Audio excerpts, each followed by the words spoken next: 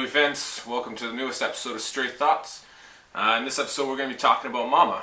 Dylan, what'd you think?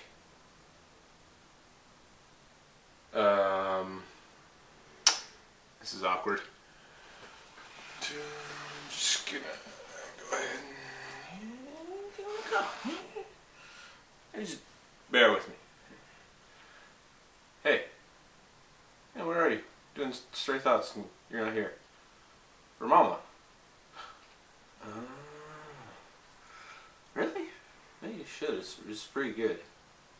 Yeah. Alright, well, I guess I'll do this one myself then. Okay. Bye. Sorry about that, guys. Here's the deal. Dylan and I have some scheduling issues lately. Our schedules at work changed, and unfortunately it means we don't have a day off together. Which means going to see movies together has been difficult. What we're going to do for the next little while until we can figure out a way to change our schedules or work something out is we're just going to go see movies like we normally would. If we don't see it with the other person, we're just going to give you guys a one-man only review. Hope you guys still enjoy it. Like I said, we'll still go see big movies that we really both want to see. We'll try and catch like the midnight show and get you guys a review as soon as possible on those ones.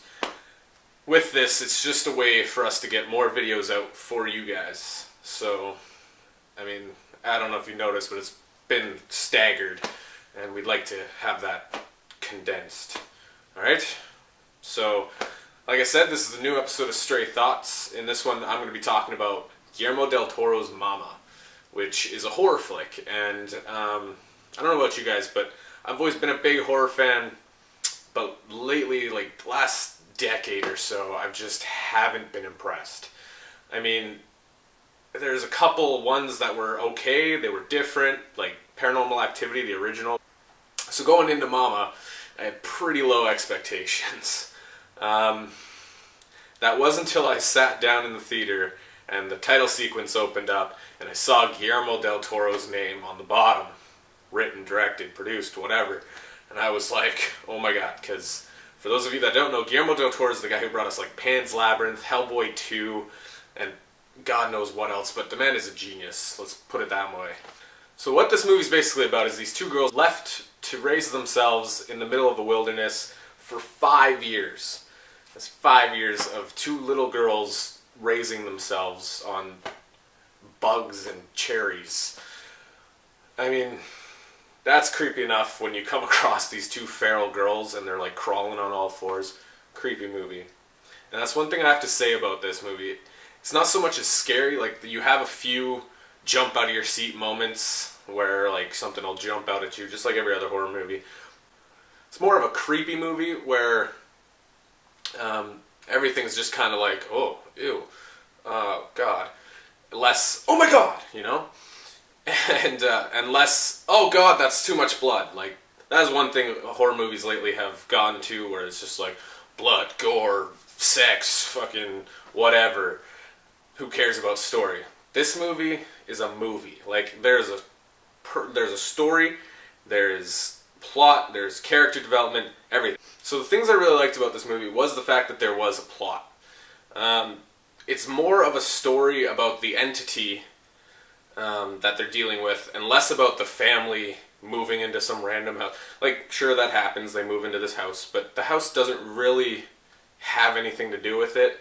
The entity follows the girls, and the movie is more trying to, you're trying to find out who this entity is and, like, what their whole deal is, and less about the family trying to survive as some random poltergeist spends the whole hour and a half jumping out of closets and stuff. There's a reason for this ghost to be there. And even in the first scene, which I thought was brilliant, you already start to feel compassion for this ghost, or this entity, or whatever you want to call it. Alright, so I'm going to talk about this more of a generalization.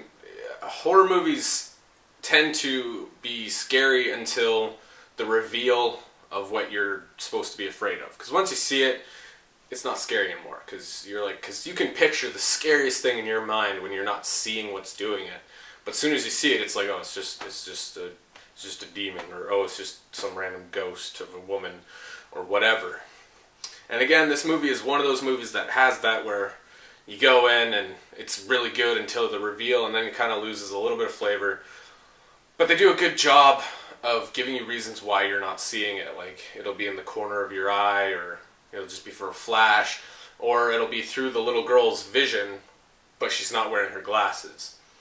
And for some reason, the glasses seems to be important. Like, I don't know, maybe it was just so that they could do that whole, like, seeing through her vision thing, but, like, I don't know, they seem to focus on the glasses, and I never really figured out why, aside from maybe that. The acting in this movie was pretty good, like, nothing overly mind-blowing, but again, it wasn't so much about these characters as it was about the ghost. The best thing I can say about this movie is that I didn't feel like I was watching a horror movie. And I know that sounds weird, but stay with me. I mean, in a horror movie, I go in, and it's basically just, okay, intro, setup, blah, blah, blah, shock value, end. This movie was a movie. Like, there was story, build up, fucking get out of here. Like, opening scene blew my mind. Blew my goddamn mind. I thought this movie was going to be just like, after seeing that first scene, I was just like, alright, this movie's going to be amazing. And in all actuality, I mean, it's pretty good. It's nothing like super special for a horror movie, but at the same time, it's still different. And I'm kind of repeating myself here, but that's what made it for me, really. Like, just the fact that it wasn't something I'd seen before. Like, yeah, it used cliche stuff from other horror movies, like things jumping out of the walls, but that's what you do in a scary movie, right? But it did those things without taking away from anything in the story. And like I said, I mean, it's the creepy moments that get me in this movie. It's not like the jump, because I'm a little desensitized, honestly, where things jumping out at me. I've seen enough horror movies that I'm not like jumping out of my seat every time, right? But at the same time, like, there's these moments where I'm cringing just because it's just like, oh my god, what is that, you know? Alright, so this movie is a definite go-see. My one complaint about the whole thing isn't even about the movie. My one complaint is you goddamn people in the theater that can't keep your goddamn mouth shut. Alright? If you're gonna talk and giggle and laugh, screaming, whatever. It's a scary movie, scream, giggle after you scream, because, you know, whatever. But if you're gonna talk through the whole fucking movie, I'm gonna want to knock you out. Alright? So if you're one of those people, shut up! That's it. Shut up. Alright. That being said, if you're like me and you're a fan of scary movies, definitely go see this one. It's different, it's well written, good story. If you're not a fan of horror movies, maybe not, you know, it's a horror movie. It's still worth seeing, I think, though. Even if you don't see it in theaters, you want to curl up on your couch with a friend or whatever, so be it. But honestly, out of all the horror movies I've seen in the past few years, if not decade, it's definitely one of the best ones. So, check it out. If you guys have any movies that you think Dill or I should see, or if there's a movie coming out that you want to know about before you go see it, hit us up on Twitter. You'll see our links at the end here. There's also Dylan's Tumblr and our Facebook page. Check it out, like us, follow us, subscribe. Oh my! Oh, what's this? Oh, it's some kind of end screen. Oh, and look, there's things you can click over there. Oh, see, there's a link to our Facebook page. So you could click that, and you could go to the Stray Thoughts Facebook. Oh, that's a cool thing right there. Or look, underneath that, there's a Twitter. Oh no! Oh my, there's 2 Twitters. Oh, you could click one of those, and you could read all the interesting things that we have to say. Or underneath that, there's a link to my Tumblr. There's just one link to that one, though. That's just me. And that one's just me. Oh, well, right there, there's a link. There's a link to an old video we did. You could click that, and you could see that old video. Oh, that's a good video, too. I like that video. You should click that. You should click that right now. Oh, you should click something. You've been watching this end screen for over a minute now. Nothing more is gonna happen. It's just an end screen. You should really make your choice. Make your choice right now. Just click one of those links. Just click one of those, and you can go see more interesting things than this. Just click one. Just make your choice. Just one of those. Just click one of those.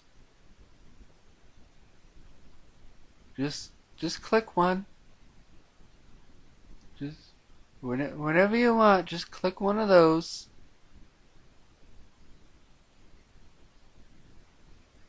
Click one.